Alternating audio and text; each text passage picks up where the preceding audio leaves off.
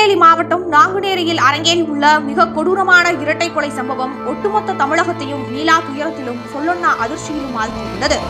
மனித உயிரை பறிக்கும் வன்முறை செயல்கள் எந்த காலத்திலும் ஏற்றுக்கொள்ள முடியாதவை. இவை வெறும் குற்றம் அல்ல, மனிதநேயத்தின் மீதான நேரடி தாக்குதல்.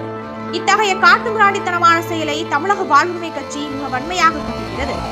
தமிழகம் என்பது நீண்ட காலமாக அமைதியும் சமத்துவமும் சகோதரத்துவமும் செழித்து வளரும் அமைதி பூங்கா.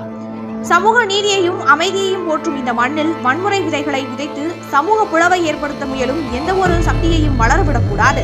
குற்றவாளிகள் யாராக இருந்தாலும், அவர்கள் எத்தகைய அதிகார பின்னணியை கொண்டவர்களாக இருந்தாலும், சட்டத்தின் முன் அனைவரும் சமம் என்ற நீதியை நிலைநாட்டும் வகையில் காவல்துறையும் நீதித்துறையும் மிக துல்லியமான மற்றும் உடனடியான நடவடிக்கையை மேற்கொள்ள வேண்டும்.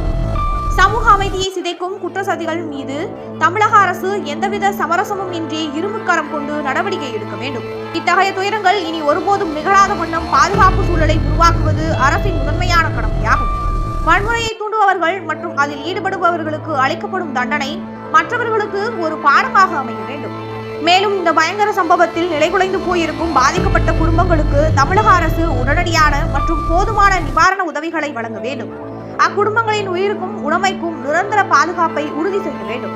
காயமடைந்து சிகிச்சை பெற்று வருவோருக்கு உயர்தரமான மருத்துவ சிகிச்சைகளை அரசு செலவிலேயே வழங்க வேண்டும். இந்த கொலைகளின் பின்னணியில் இருக்கும் முழுமையான உண்மைகளும் சதித்திட்டங்களும் பாரபட்சமின்றி வெளிச்சத்திற்கு கொண்டு வரப்பட வேண்டும். தமிழகம் அமைதியின் அடையாளமாக திகழ வேண்டுமே தவிர அச்சத்தின் நிழலில் வாடும் இடமாக மாறிவிடக் கூடாது என்பதில் தமிழ்நாடு அரசு உரிய கவனமுடன் உறுதியாக செயல்பட வேண்டும் என தமிழக வாழ்வுரிமை கட்சி கேட்டுக்கொள்கிறது என அக்கட்சியின் தலைவரான தி. வேல்முருகன் வெளியிட்டுள்ள தனது அறிக்கையில் குறிப்பிட்டுள்ளார்.